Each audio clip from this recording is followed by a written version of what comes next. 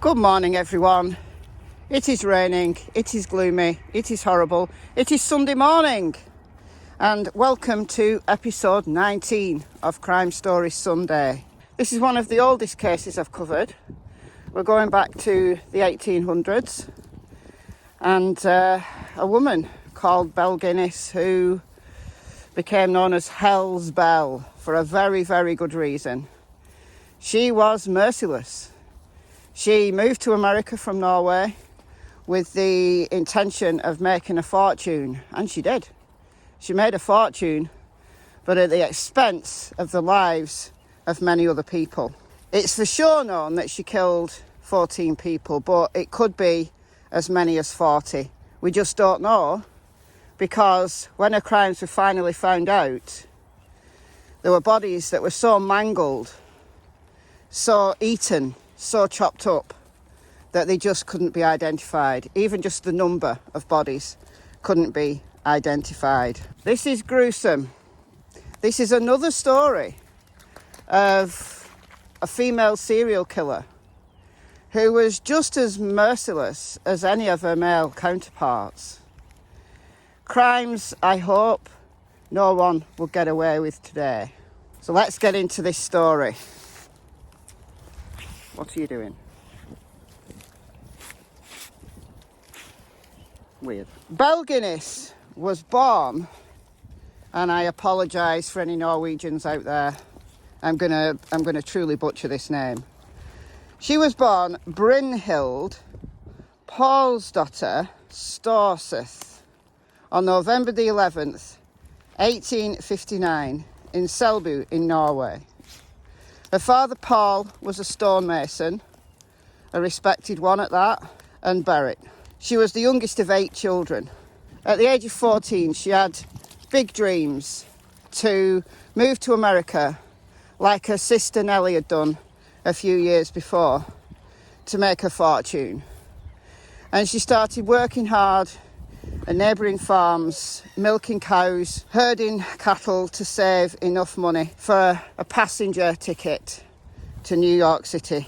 And she finally realised her dream in 1881. Once she'd moved there, she decided to have a brand new start, and she changed her name from Brynhild to Belle, Hell's Belle. She then travelled to Chicago to join her sister, Nellie. In Chicago, she first of all lived with her sister and brother-in-law. She worked as a domestic servant, working hard as she'd done in Norway. She also got a job in a butcher's shop, and she learnt how to cut up meat, and that training unfortunately served her well in the years to come. She met the man who would become her first husband, Mads Sorensen, in 1884, and they opened a candy store together, and they started to have a family, and they ended up with 4 children. But the business didn't do too well, and a year after they opened the store, business just fell off,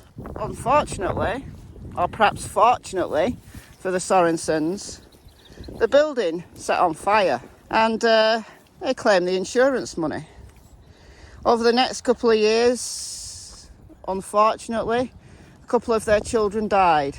Now, it wasn't unusual for children to die in those days. Many children died. So it probably wouldn't have raised the suspicion that we'd have today if multiple children in one household died. You know, my own great-grandmother had 13 children, and only 7 made it into adulthood. But it was peculiar because, looking back, in hindsight, they both had symptoms of poisoning. And both of these children had had insurance policies taken out on them just before their deaths. We see this story again and again in these older cases of insurance policies. It seems to be one MO of serial killers. You know, we've seen a few, haven't we? In the 19 weeks we've been doing Crime Stories Sunday. And then her own husband, Mads Sorensen, died on July the 30th, 1890, of a cerebral hemorrhage, so bleeding on the brain. Peculiar that this was the only day, July the 30th, that the 2 insurance policies that Belle had taken out on his life overlapped. So not only did she claim 1 life insurance policy, she was able to claim 2. Even though it was suspected at the time that this cerebral hemorrhage was caused by strychnine poisoning, nothing was done. It was considered just one of those things, you know, and yeah, Belle was becoming a very rich woman. She made a total of $5,000, which doesn't seem a great deal of money now, you know, in exchange for someone's life, but in those days, that was a lot of money. But this was only the tip of the iceberg of the things that were to come. Belle married again. She married someone called Peter Gunness on April the 1st, April Fool's Day, more fool him, in 1902. He was a widower who had 2 daughters. So there was 2 of Peter's daughters and then 2 of Belle's surviving daughters. Unfortunately, soon after their wedding, one of Peter's daughters died of unknown causes. It was strange that she was alone with Belle at the time of her death. And then, oh my God, just 9 months after they married, Peter Gunness was killed in a terrible accident when a meat chopper fell on his head. Just crashed, banged down on his head. What's anyone to do? Did it fall, or was the meat chopper pushed? What are you doing? Now, a little while before Peter's death, they'd taken in a little girl and fostered her. Her name was Jenny. Clearly, the fostering process wasn't very rigorous because who'd trust a child with Belle? But no one was to know at this time. And little Jenny started talking, and she said to people, "My mama killed my papa. She hit him with a meat cleaver and he died. Don't tell a soul." Which did lead to an investigation into his death. But she was pregnant at the time, and she got everybody to feel sorry for her. You know, how could she possibly have done this? A pregnant woman, reliant on her husband for everything. The poor little woman. And yeah, what a load of nonsense. What a load of nonsense, because she wasn't a poor little woman at all. Because she cashed in the $3,000 life insurance policy that she'd taken out on Peter's life. She gave birth to her son in 1903. So she's now left with 4 children. Let's count them up. She's got 2 of her own children, 2 girls, and then the new baby, a son. She's got Jenny, the foster child, so that makes 4. But there's another child. Peter Gunness's surviving child was left in Belle's care. But Peter's family smelt a rat and they took that child to safety. That is the child, the only child that ended up surviving the wrath of Hell's Belle. So, what she began doing. This reminds me of Nanny Doss. Do you remember Nanny Doss from a few weeks ago? She began placing Lonely Hearts ads in newspapers. And many answered her because, you know, she was still a fairly young woman. She had her own farm. She had assets. She was a good catch for well-to-do gentlemen. She used to get them to go and visit her, and then they were never seen of again.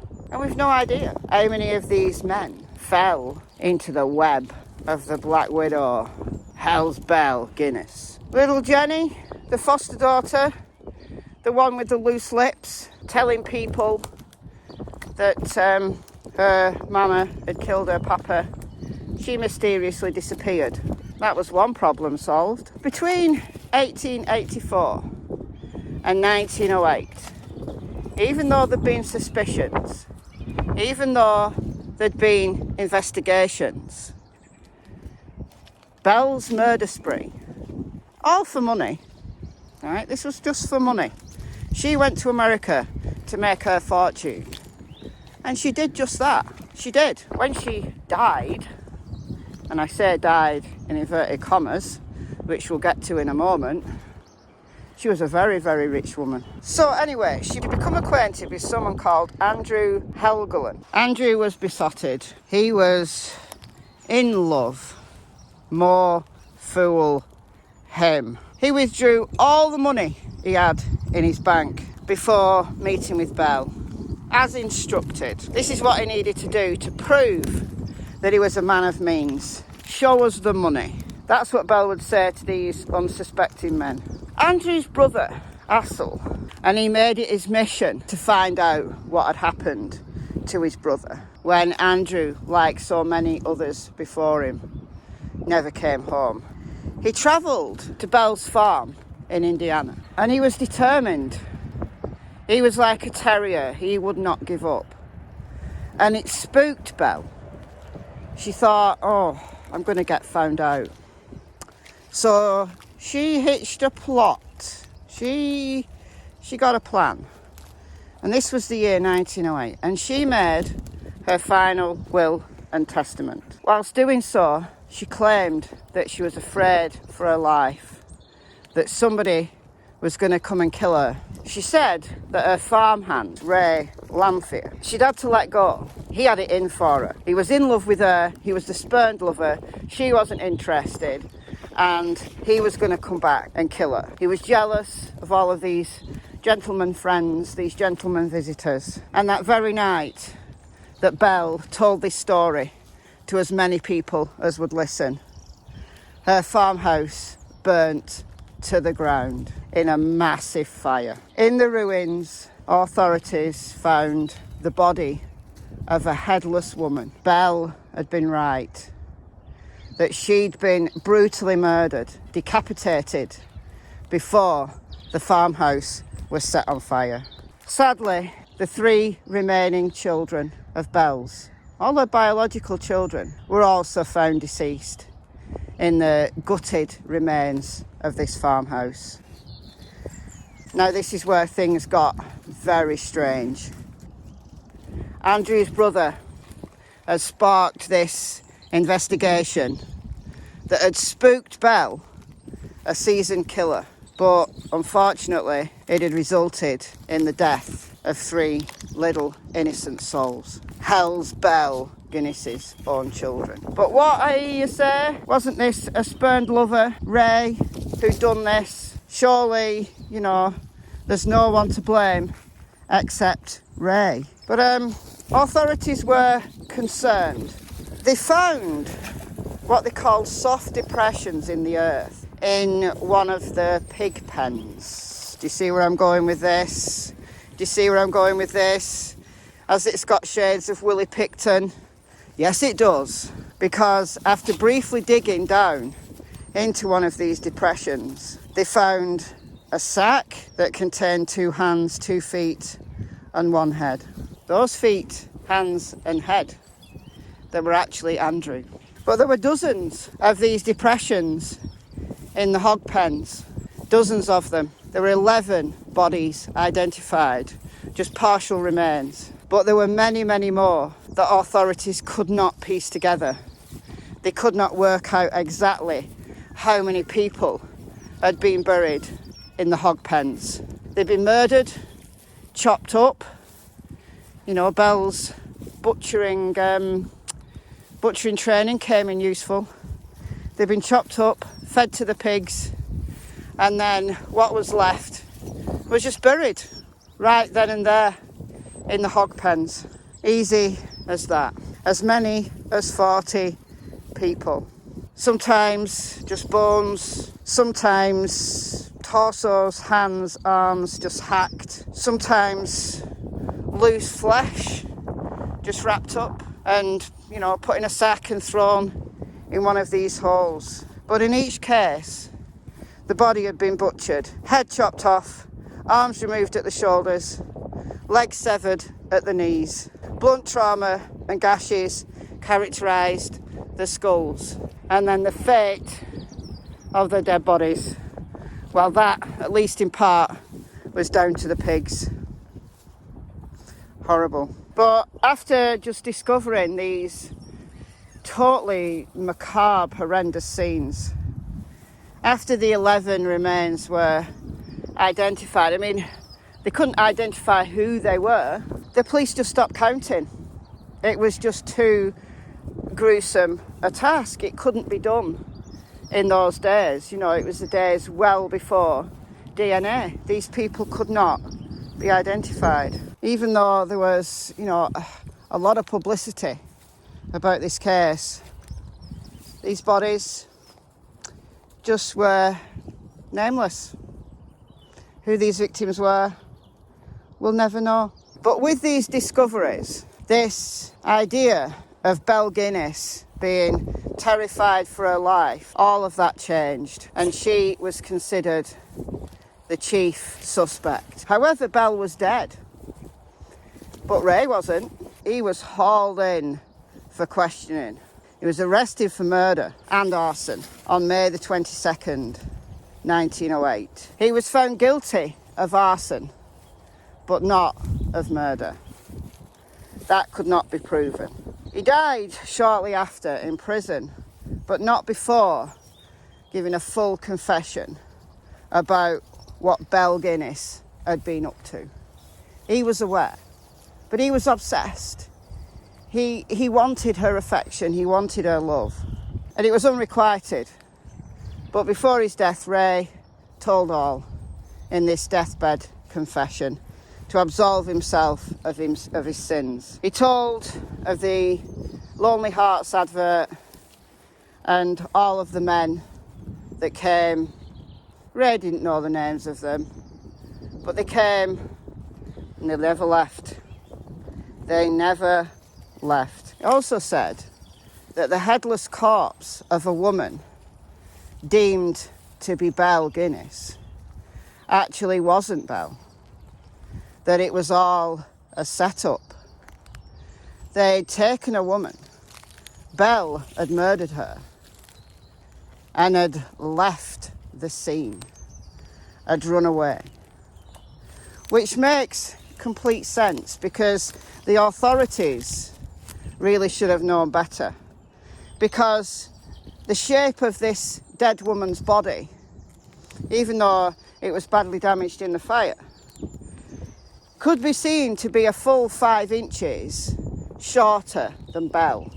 Belle was a big woman. She was almost 6 foot tall and weighed about 90 kilograms. This woman did not measure anywhere near that. It was her dentist, Dr. Ira P. Norton, who'd identified a set of dentures at the scene as being Belle's. So they just assumed that the headless woman was Belle and didn't think anything more of it. Strange that the dentures looked fresh, as if someone had just taken them out of their mouth before they left. Indeed, Belle Gunness had emptied her bank account the day before the fire, the day she made her final will and testament. And the reports that she was so rich after taking the money of many affluent suitors that she would have been like a multi-millionaire in today's money. So what happened to Belle Gunness? We'll never know. For decades afterwards, sightings, theories, conspiracies, all raged. You know, this was a sensation that people at the time didn't forget easily. Probably the most promising sighting was one in 1931, that somewhere in Mississippi there was a woman who probably looked a lot like Belle. Was it her? We'll never know. We'll never know. But it's highly likely that Belle Gunness got away with up to 40 murders, including those of her own children. 2 husbands, and many, many, many nameless men. Where she went, nobody knows. I'm sure that after she died, Hell's Belle lived up to her name and went downwards into a fiery pit. Horrible. Let me know what you think in the comments below. Hell's Belle. Yeah. It's goodbye from me, from Miss Tillington and Miss Cassie Springer. Bye guys. Look at this. Now I've finished recording. Clouds are moving away. The sun's coming out. It's probably going to be a nice day. And the wind has completely dropped. What are the odds? What are the odds?